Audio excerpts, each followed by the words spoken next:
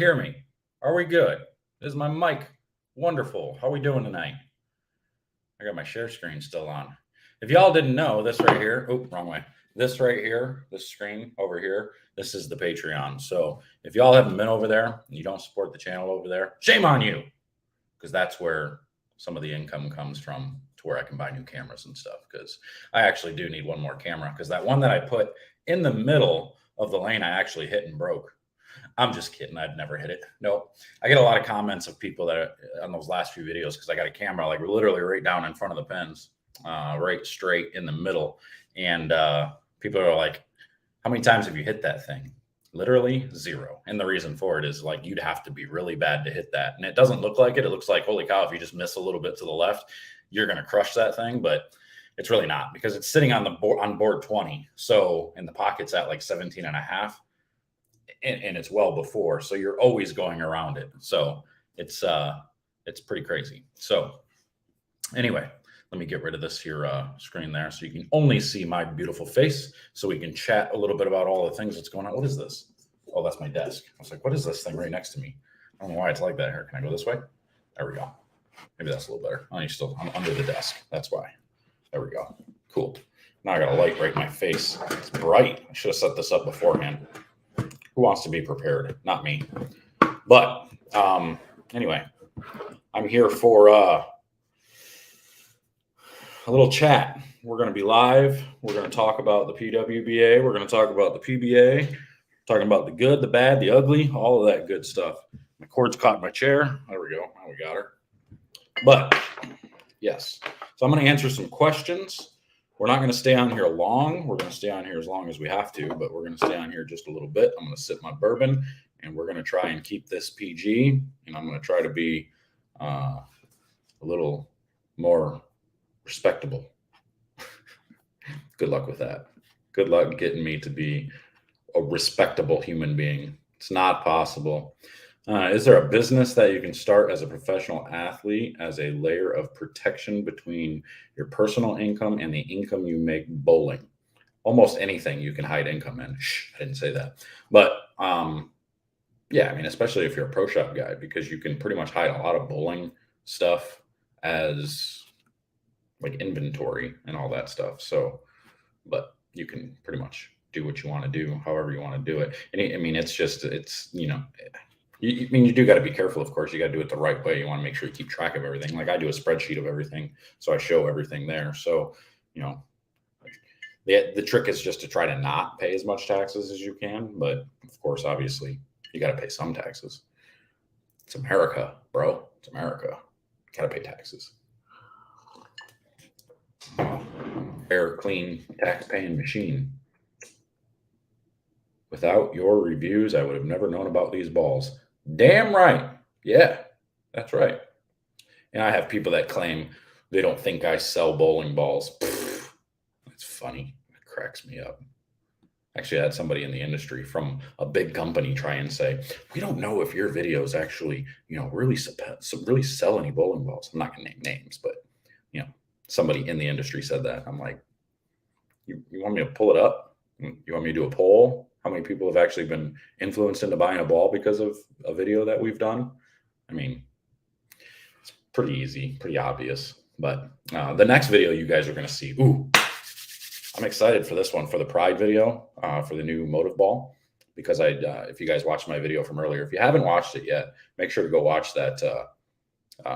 Make sure to go watch that Motive, or I guess it is a Motive video, but the video where I'm talking about 2 different layouts, because the 2 different layouts, I tried something new, and I think I finally figured out how to make the cleaner covers from Motive work for me.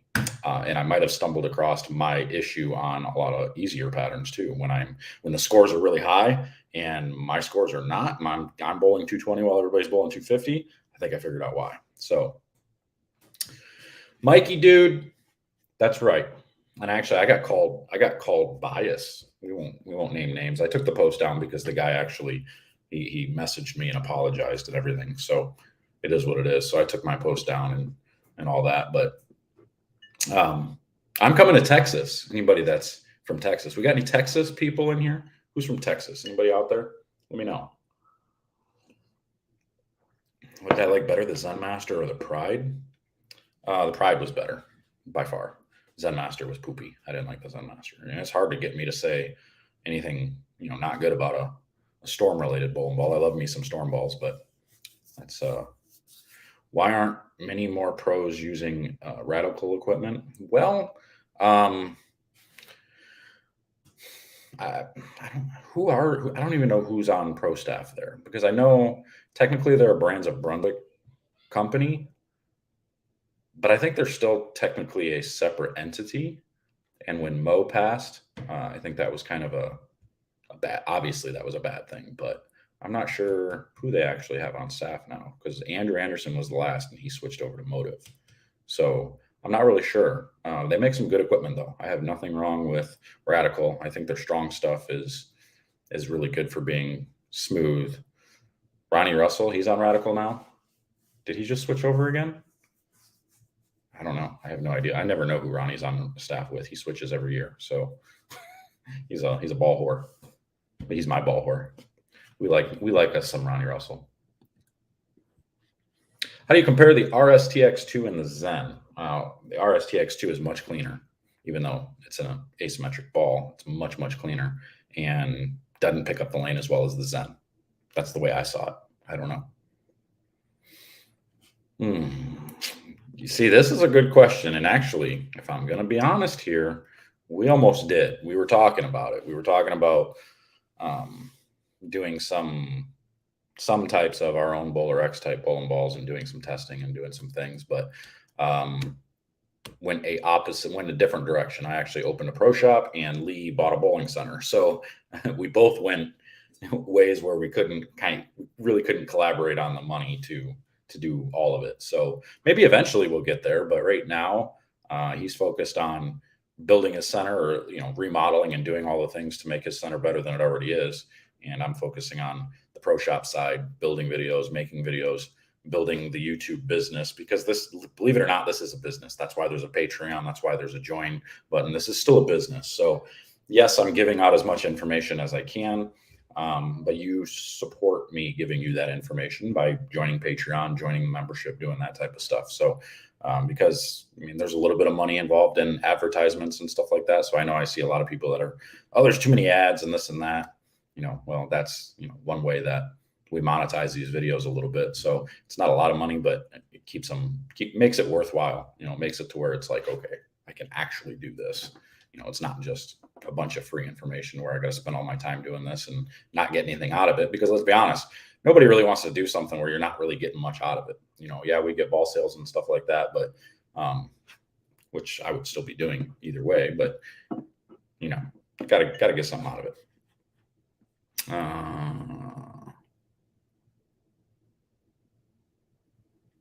Oh, there you go. You can hire me to make them. I've made a few core designs already. Like on your computer, like just kind of messing around, just trying to design stuff. Like that's kind of cool. I've always kind of messed around with silly little things, but my opinion on the core designs and everything nowadays is is there anything new we can really do without infringing on, other core designs, infringing on their patents and their, copyright or whatever, trademark, whatever you want to call it. Like Lane 1 has that diamond, which I thought was a great core. I thought they did a really good job with the diamond core. Nobody can make anything that's even close to it because of, patents and stuff like that. So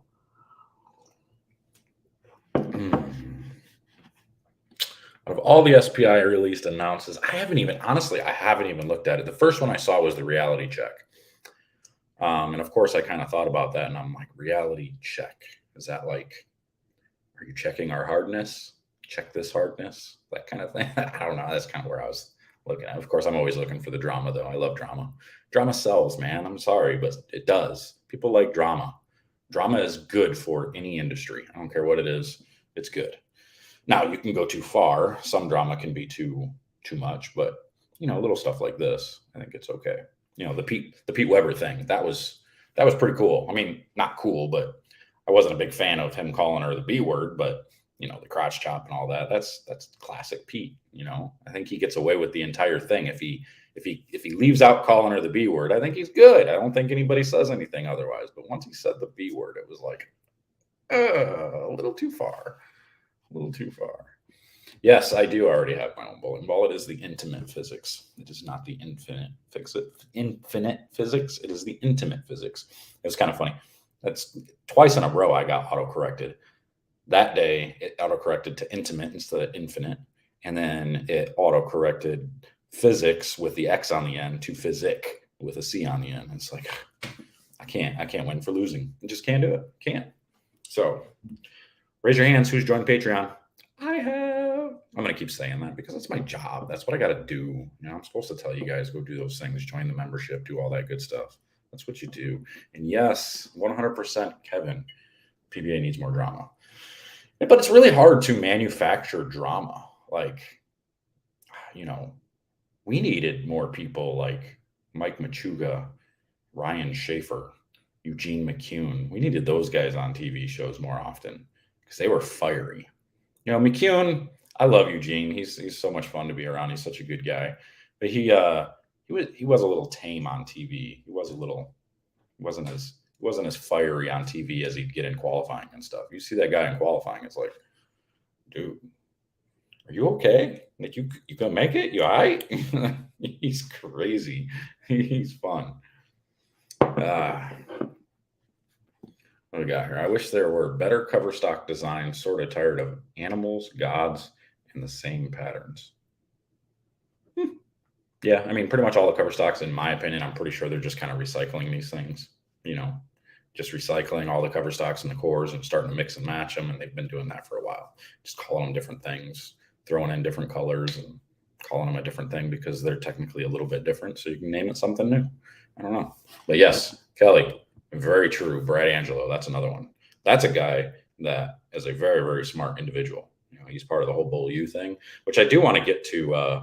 I've not been to any of the Bowl U classes or anything like that, which they have a completely different way of teaching things, which I think would be a great thing for me to see somebody else's perspective on ball motion and all that stuff, because they lay it out in a completely different way. If you haven't seen any of that stuff, go to Bowl U. I believe it's just BowlerU.com, and it'll take you to their website to where it'll show you, all their classes and their clinics and stuff that they've got going on. Speaking of classes and clinics, I'm coming to Texas. So if you're in Texas, I'll be at the Lubbock PBA event. And on the 20th and 21st, I actually will be there for, let me see if I can pull this up. Shoot, I didn't even see. I should have saved this and put it on here so I could show you. But now I'm going to have to just pull it up here and see if you guys can see it this way. Can you all see this? Let me see here. Can you see that? That's probably really difficult to see. Yeah, there you go. So that's where we're headed. That's what we've got going on.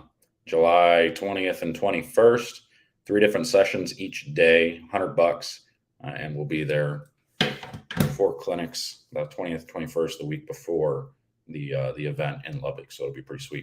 But yeah, Rick Benoit, he reminds me a lot of myself, because he made a post the other day where he was talking about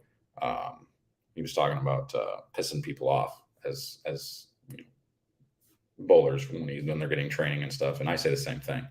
He says, it's my job to piss you off. I always say, are you frustrated yet? Because if you're not, I'll get you there before you're done.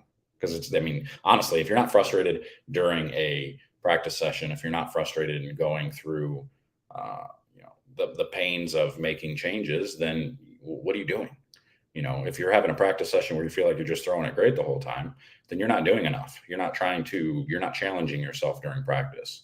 So I'm not really sure. Yeah. Honestly, Braveheart, like guys like Sean Rash used to travel around a little bit and do them. I think he kind of got out of it a little bit. He does them every once in a while, but he'd get like the whole Brunswick group together, but they ended up being really expensive because he'd get the whole Brunswick guys going and doing these, and then he'd have to pay all those guys to do it. I'm just one guy. Like each class is going to be between 6 and 8 people max, because I want to be able to have one-on-one time with a lot of different people and not have 20 people in a class, to where not everybody gets a chance to get some one-on-one time. So 4 hours I think is a pretty good deal. 4 hours, we'll spend an hour, hour and a half in class talking, going through my slides and all that, talking about all the detailed stuff. And then we spend a couple hours out on the lanes working on all the things that we just learned in class. So I think it's going to be pretty cool. We talk about fit, change your fit, or not necessarily change it, but work on fit, making sure everything is good for you and all that good jazz. So I know we really haven't talked about the PBA or anything yet, because I'm just kind of trying to answer some questions here, but yeah, the Switch interchangeable thumb slugs, absolutely worth it. You should use it. My favorite's Turbo. You can use whatever you want. They all have their issues of some kind, so you're not going to find one that's flawless. It's just not going to happen. So yeah, the reason I really like Turbo is not because of me used to working there, but because they're nice because I can literally drill a new thumb with a different pitch and not have to worry about anything else on the ball. With the IT system, it's very difficult to drill a new thumb and be able to drill it at a different pitch, because the pitches are built into the outer sleeve or the outer hole itself. And then you're supposed to drill the thumb in a separate bowling ball at 0-0, and then whatever the pitches in the ball are is what it is. I can finagle, drilling a different pitch in the ball and whatnot a little bit differently. It's hard to do, but a good pro shop can make it happen. But it's way easier to do with Switch Grip. And I think probably Jopo. If you guys haven't heard of Jopo's out there now too. They're a local company around here. I think they probably can do it too, because they're pretty much a Switch Grip just with a different locking mechanism. So yeah, definitely worth it for interchangeables. That you save money on tape. So if you're a tape person, which all of you should be tape people, you need to be using tape in your bowling balls. If you're a tape person, saves you money on tape, because now you're only putting tape in one or two different thumb holes and not 10 different bowling balls, so works out pretty good there.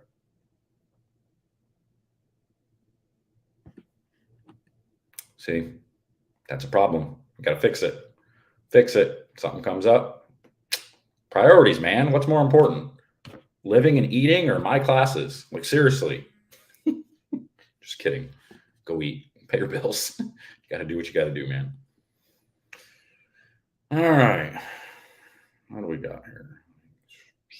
In terms of difficulty, let's read this off. In terms of difficulty, how do you compare modern sport bowling with ball choices, surfaces, layouts, and flat patterns versus bowling in the Dick Weber, Carmen Salvino days with non-dynamic equipment? Yeah, see, I've talked about that a little bit. I can't give you a ton of insight because I obviously wasn't around for those days. But just from what I'm seeing and what I think it was, I believe the game's gotten a whole lot more difficult because of the amount of variables that have been added to it. I think back then, pretty much everybody was kind of cookie cutter for the most part. Everybody tried to pretty much do the same thing up until like the Mark Roth era. And then Mark Roth started to really hook the ball and curve the ball and do different things. And then things kind of changed a little bit. Reactive came out and all that. But back in the day when everybody was using basically the same type of ball, then it was more about who was more accurate, who could be more consistent throughout the day. Now it's more about who can get the right ball in their hands and continue with the right ball in their hands throughout the day, because that right ball that starts the beginning of the day isn't always necessarily the right ball all throughout the day.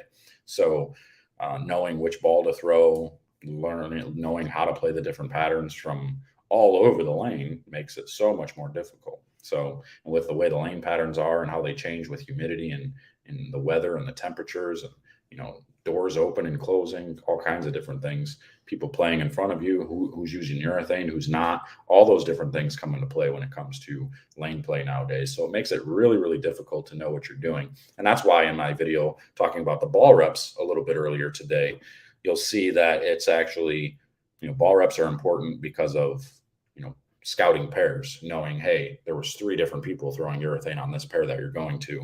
Be careful. Maybe you want to move a little bit right. They're going to be a little tighter, something like that. That's really important to understand.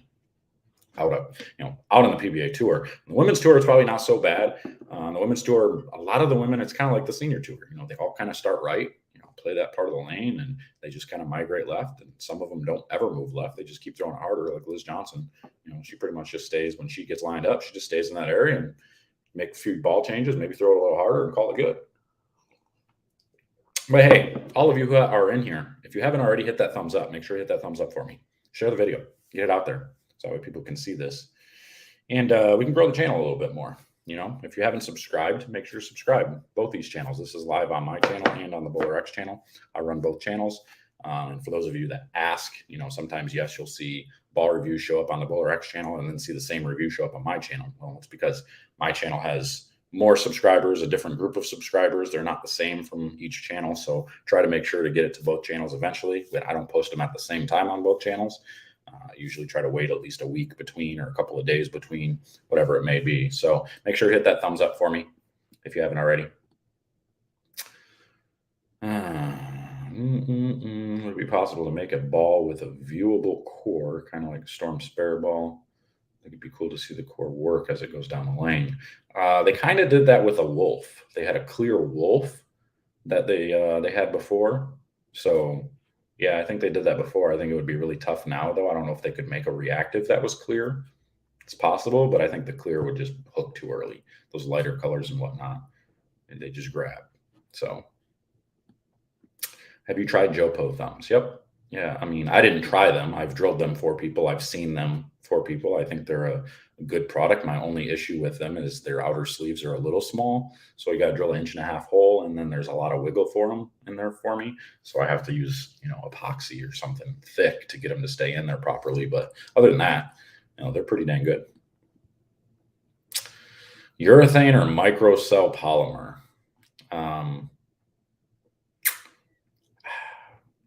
I'm going to go with urethane just because the Purple Hammer is that dominant right now. I like the microcell. It's a little bit cleaner, but urethane, I think, is the overall better ball reaction for me. All right. So anyway, what do we want to talk about when it comes to the PBA?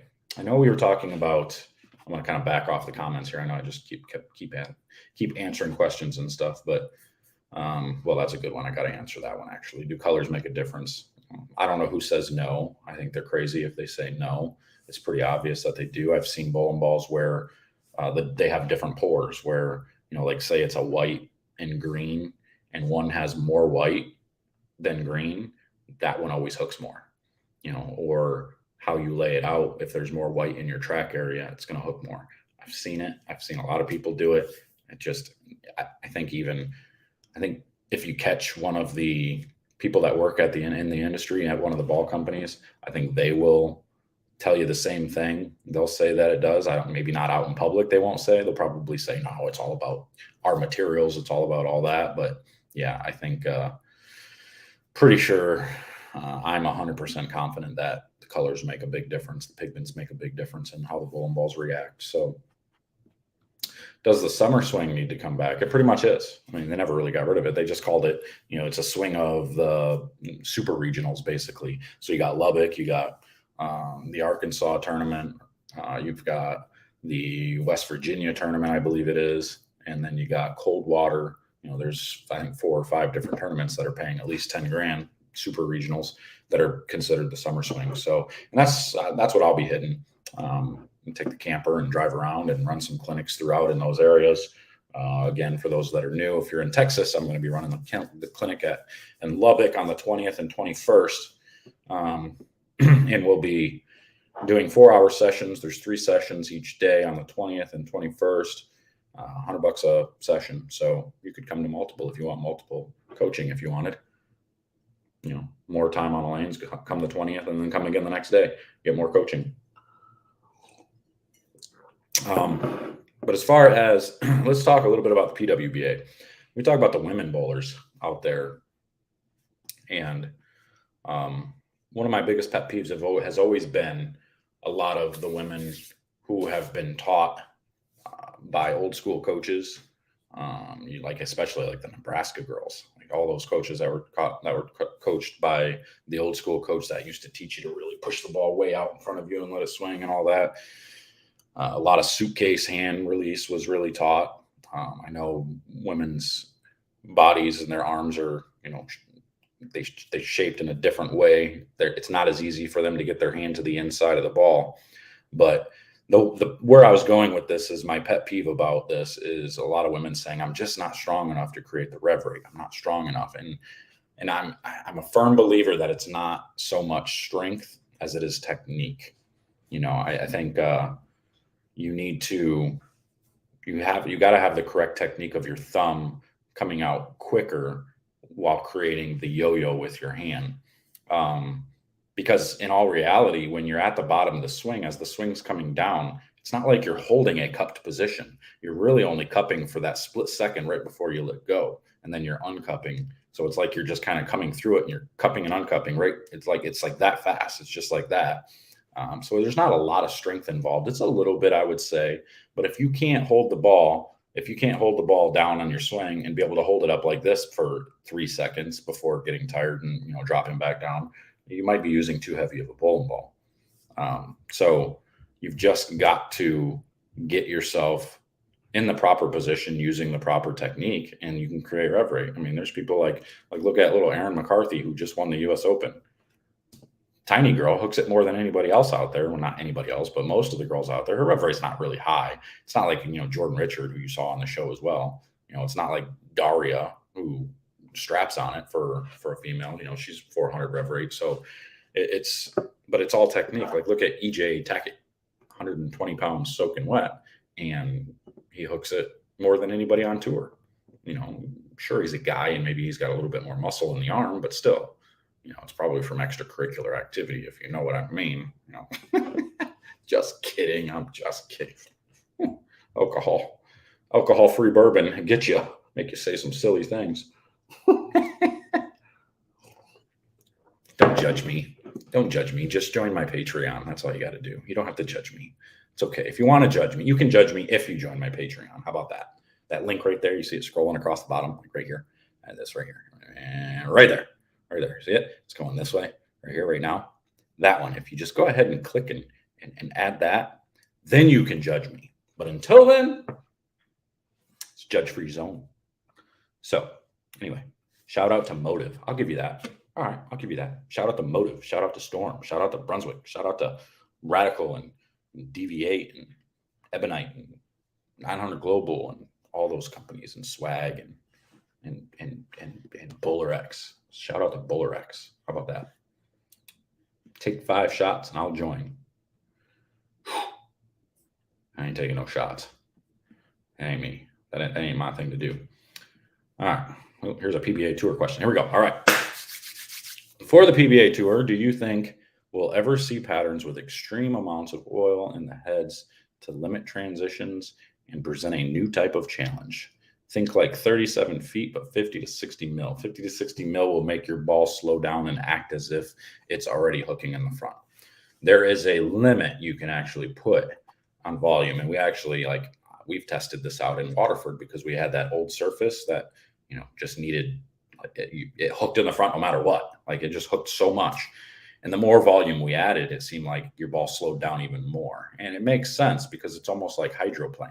You're like when you're driving and you hit that water and it's like your truck slows down going through that water. Well, that's the same type of thing. Your bowling ball is going to do the same type of thing when you get that much volume on the lane. So you got to be careful. You can't put too much volume on the lane, but there are certain patterns like Wolf, it's 34 feet. Sometimes it's 32, depending on which one they use. There's a couple different, and that's the other problem with a lot of those patterns is they keep modifying them and changing them so much.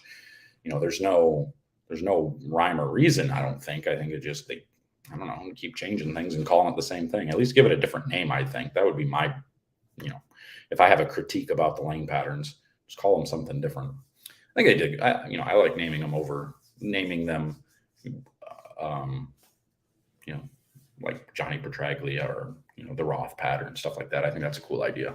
It's pretty sweet. As long as they don't, already name one Walter Ray.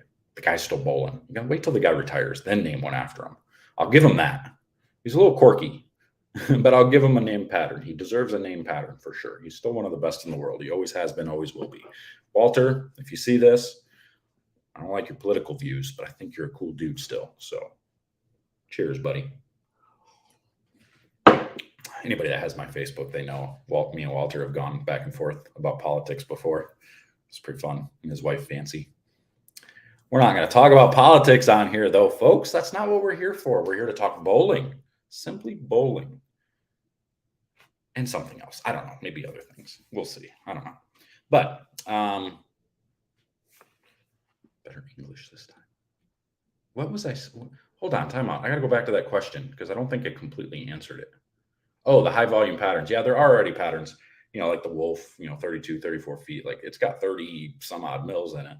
You can't really go higher than that because, like I said, the hydroplane type thing. But there is patterns that, like those short patterns, they don't play like short patterns because there's so much volume. That's why they can hang to the right. And those patterns can be tough depending on the surface you're bowling on and the center you're bowling in. So you got to be careful with some of that stuff. So, hey, have you guys hit the like button yet? Seriously. Like it's got to be right around here somewhere. I don't know if it's got to be like, is it over here? Is it over here? Is it right there? I don't know where it's at. So just hit it. It's down there somewhere. Make sure you hit it. Share the video. Share it on Facebook. Share it on Instagram. Share it everywhere. Instagram doesn't really work, does it? They don't let you share links on Instagram anymore. Why don't they? Like that's ridiculous. I don't understand that. But anyway, how does a person get invited on the PBA tour? Well, you don't really get invited. There's just stipulations, which I think are too low, but I think it's like you got to average 200 for 2 seasons or something, or you got to cash in 2 events as an amateur or something like that. I don't know. But it's pretty easy to become a PBA member, to be honest. And I'm not totally against that because it is a membership driven type of,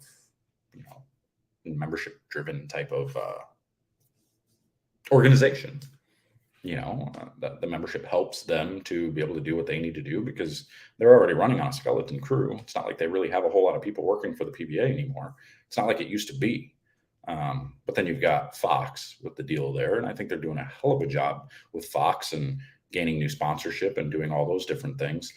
My only pick on anything that the PBA has done is I think they do a pretty good job with specific bowlers on advertising the bowlers, like Kyle Troop and Belmo. I think they do a great job for those two.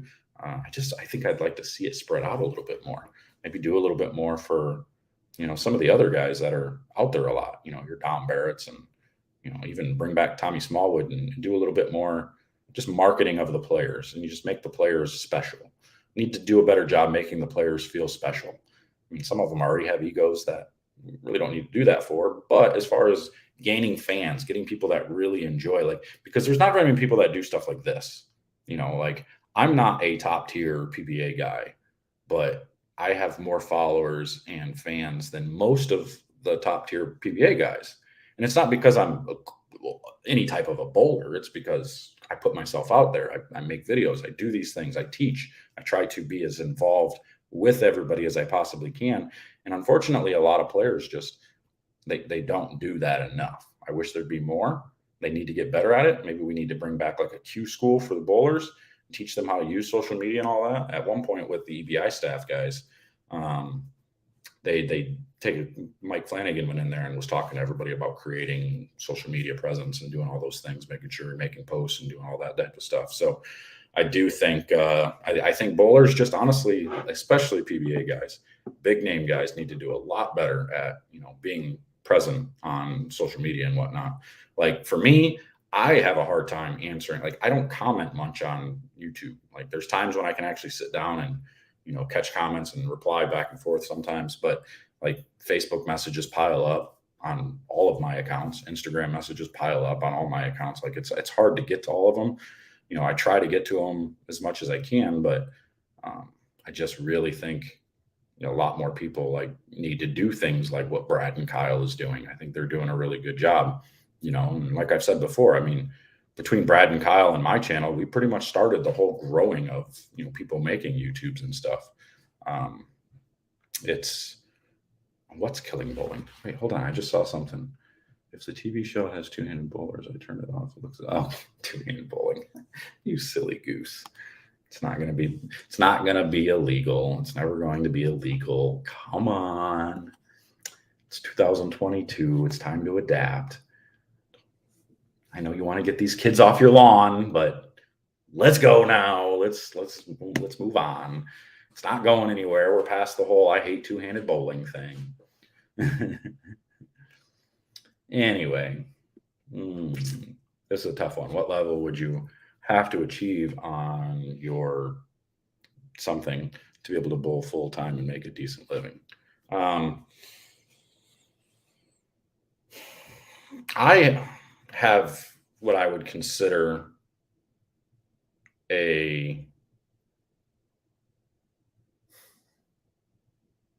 how do I say this?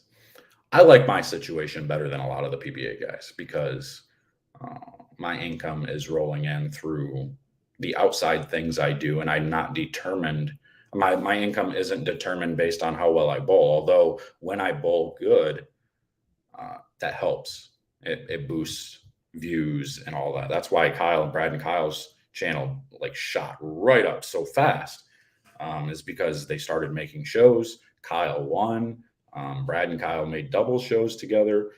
The PBA started helping, talking about their channel on TV and everything else. And, they shot up well over above 100,000 followers. And now they've got sponsors from outside companies and everything else, so bowling. Yeah. I mean, as far as how you bowl, you need to be successful at some sort. But for the most part, if you're doing things like I'm doing, then you can kind of, bowl what you want to bowl and, cash here and there and call it good and not have to be in the top 5% to make money or to be able to make a living. So I get to do what I love because I've found a way to, I own a pro shop and run YouTube channels, and I'm working on a couple different avenues. I'm in here, buddy.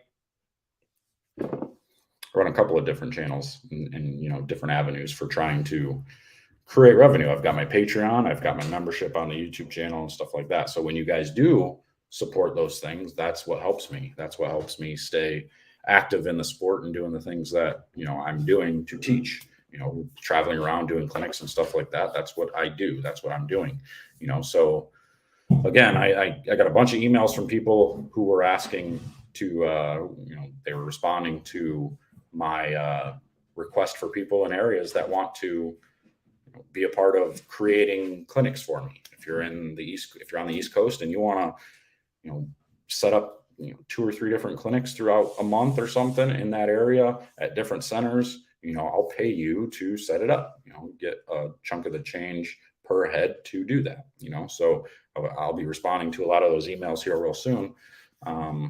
First, I want to make sure that the one in Texas goes well. But I'll probably be responding well before that because that's not until almost the end of July, middle of July. But I do want to make sure that, those things go well. I'm going to run it pretty much like I do the ones that are here. So it's not that big a deal, but yes. All right. But as far as, the women's tour, that was pretty much my only pick. I think, you need to, I don't think they're advertised enough either, but I mean, USBC is pretty much on their own with that. And I think they have the CBS network for some of their shows. So they're kind of limited on what they can do, but I do think they can do more. What? I don't know. I mean, you would really need somebody sitting behind the computer constantly making things for the PWBA, making things for the players, making advertisements, posting them 10, 12 times a day, nonstop, just getting things going. That'd be the only way to do it, so if you can hire somebody full time to do all that stuff, then so be it. I think then that's good.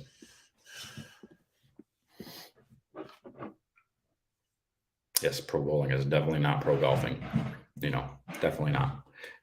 Why don't you bowl two-handed? Honestly, I bowled one game two-handed at a tournament the other day just because I was already out of the cut and I didn't have a chance.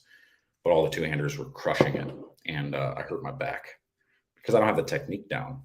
And I've bowled one-handed all my life, so and my rev rate's already between 450 and 475 on a really high day. So what do I don't need more than that. What am I going to do with more rev rate, really? So because that's pretty much what everybody complains about is they think that two-handed bowling only creates more rev rate. To me, that's not really the only advantage. The actual advantage is not using your thumb, being able to clear the thumb faster, being able to not have to worry about hanging up in it or, the variables with the thumb. That's a great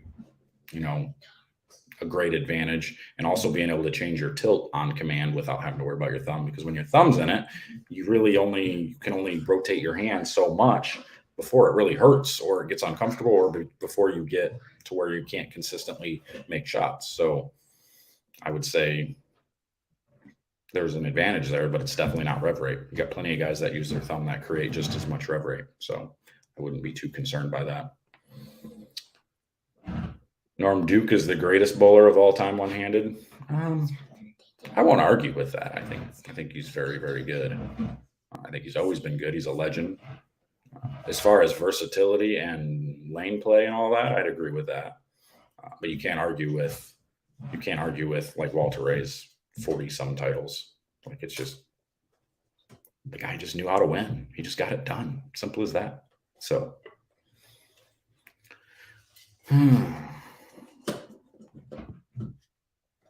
definitely have injured my back. Yeah, dude, it's like, it hurt my back. I was not in good shape the next couple of days after trying to bowl two-handed. Like, and my problem is, like, I can't throw it fast enough. Like, I just can't get the ball speed up. My feet don't move fast enough. I don't have the technique of the hop down properly. So it's difficult. It's not as easy as people make it seem. It's just not as easy. So give me some more PBA and PWBA question, guys, because otherwise I'm gonna roll up out of here pretty soon. Is there a big difference for the tour guys from one region of the country to another? Example, comparing Midwest to South as an example. I mean, as far as being good, no. I mean, you got good bowlers all over the country. But as far as the lane patterns and stuff go, yeah, they definitely play different in regions. I would say the East Coast plays fairly easy. The South plays, I don't want to say easy, but easier than like the Central. I would put money on it that the Central region is the most difficult region by far. The scores are always snot low, like stupid low. And we've got a lot of really good bowlers in the Central. Not as many as there used to be. Like, Ronnie and EJ don't bowl in the Central anymore. They pretty much stopped bowling regionals. Tom Smallwood pretty much stopped bowling regionals. Andrew Anderson doesn't bowl regionals really ever anymore. So there's not a whole lot of, good bowlers anymore, but it's still pretty good. We've still got a big list of bowlers that are in the Central and Midwest. But as far as the PBA goes, I think that's, again, my only gripe is just advertising bowlers better, advertising the shows better. I don't know how, so I'm not here to solve the problem. I just bring in the problem up, I guess. And it's not even really a problem. Maybe I just think it could be better. Should the PBA come back with outside bowling tournaments? I don't know what you mean by that. You have to elaborate a little bit for me. I'm not sure what you mean by outside bowling tournaments. What I don't understand is how there's not a tournament every single month that's ran just like the Memorial Day tournament in Grand Rapids. I mean, you're running 11 squads in 3 days with the finals on the 4th day. I mean, that's the model of what they did out in Europe, overseas. All the tournaments out there, they just simply got entries. Like, the Memorial Day tournament had to have gotten over 400 entries, and between re-entries and all that, like, it had to, and it pays 10 grand. Like, there should be an event like that every single week, honestly. And there are a couple that are pretty much back to back. Jody Boyd had his tournament, although that was only 2 squads, I believe it was, just an A and a B squad. But again, those types of events they're rare. You don't see them anymore. They're not Todd McGill and Kyle Cook just had their event down at Coleraine Bowl, which sadly they're closing their doors. But they had that tournament down there, and they run multiple squads. I think those are great. I'd have to ask Todd how many entries he got, but I'd imagine he got a few hundred entries too. So I think that's the right way to do it, is make the entries lower, make them, $75, $80, pay 10 grand on top, and just run 11 squads or something, 10 squads through 3 days. And just, especially in the summertime, there's no reason you shouldn't be able to do it in the summertime, because most centers, especially in the Midwest, the centers are hurting for business and they can't get, enough people in the doors. And, like Waterford, we close on Wednesdays and Thursdays. The center is just straight closed on Wednesdays and Thursdays. So, a lot of places are doing that. So we could run events on, do let's say 5 squads on Friday, 5 squads on Saturday, do the finals on the Sunday, or even run another early morning squad on Sunday, then do the finals, something like that. I think it would be ideal. Like the Paragon, that guy had a 16 lane center, and he ran and did and paid, started at like $5,000 and he got it all the way up to like $20,000 to win.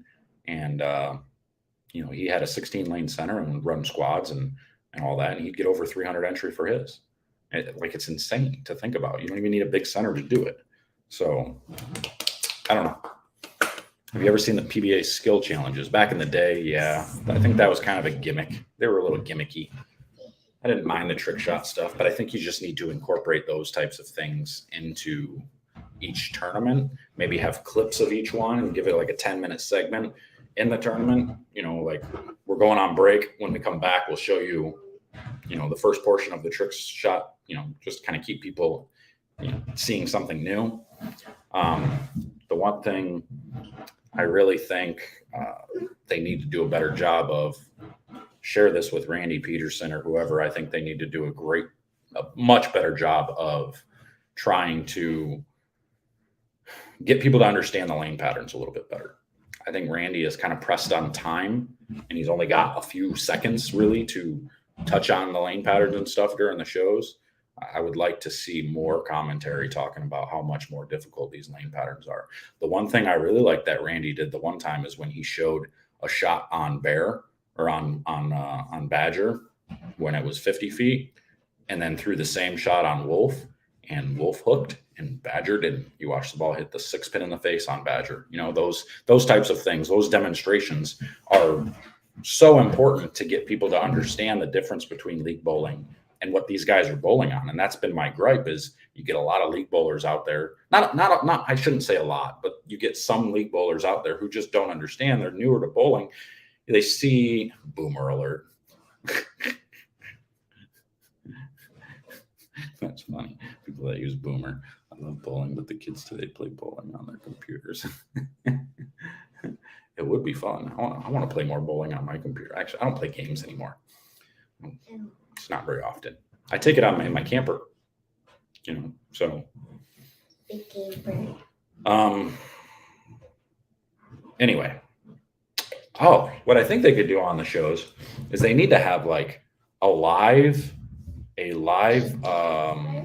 what's that thing called? Where people are able to comment and ask questions and stuff, and the announcers should be able to see it and then kind of address some of these questions that they choose maybe at times. Because there's a lot of blank airtime out there where they kind of are just repeating themselves a lot, you know, so I think that would be pretty cool if they were able to do that. But yeah, I really liked when Randy showed the difference between the long pattern and the short pattern, and watch the ball hit the 6-pin in the face, because I think that really gives you a good visual, which I'm going to do here as well. I'm going to create a couple of videos that can really demonstrate the difference between your typical league pattern and the tough pattern. So I'm going to need your guys' help to share those videos and get them out there so people see it. And you know, there's a few out there already, but we just need to keep making them. We need to keep remaking them. You know, like all the videos that I do, that's why you see me making the same video in different ways multiple times. So that way it's continuing to get out there and continuing to teach and do all that stuff. So yeah, like a live Q&A on, there's a forum. What the heck is that forum called? I'm drawing a blank all of a sudden, where people sign up and you can be a part of it. And, but yeah, anyway.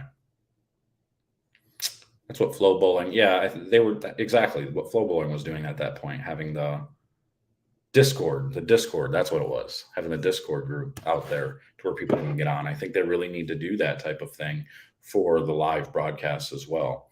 You can't obviously do that for the, you know, the recorded ones, unless, you know, they say you couldn't do it. Wouldn't be possible. Yeah, I beat you, BZ Gonzo. I beat you. I figured it out before you commented Discord.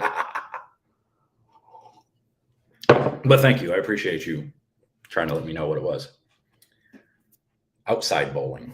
I think that was cool when they did it at like Six Flags. I think that was really neat. I think a lot of those guys really enjoyed it. It's just difficult to build the lanes, and it's expensive, and that, which is why you also don't see it's why you don't see the USBC tournament going to very many places outside of Reno or Vegas, because the cost to build the lanes inside a big rec center or something, it's astronomical how much money they have to spend, which then takes out of the prize fund and all that stuff, because they're not getting the entries that they used to get. If they were still getting the 40,000 teams or whatever it was that they were getting before, then sure, they'd have the extra money. They could spend the extra, $250,000 to build the lanes and do all that. It might be even more than that. I have no idea, to be completely honest. But that's why they don't do it as often. It's because of the cost of that. So anyway, last chance to hit that thumbs up, guys. You got to hit that thumbs up for me. Give it a little, pound it. Do what you got to do. Just don't break your computer. Don't break your phone. Don't do any of that stuff. And if you haven't already joined me on Patreon, I would appreciate that. Definitely can use all the support we can get, or send super chats or thanks or whatever you want to do. Join the YouTube channel, the membership there, not just subscribe. If you're not a subscriber, subscribe, but also click the join button, do all that stuff. So, because this is pretty much what I'm going to be doing from now on, is nothing but YouTube, nothing but my pro shop, bowling as much as I can for as long as I can. And that's about it. Try to keep building this and going as far as we can with this type of stuff. So try to support it if you can. If you can't, no big deal. Don't worry about it. If you can, I appreciate you. But I am going to roll out of here. I'm going to get out of here. And again, you're allowed to judge me if you're a member. If you're on my Patreon, if you're a member, you're allowed to judge me how you want. If not, the door's right there. Well, that's the closet. The door's actually over there. You know what I'm saying? So I'm out of here.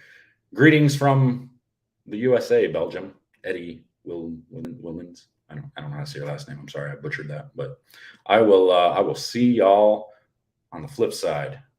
It's been over an hour, so I'm out. We'll see you guys later. Take care.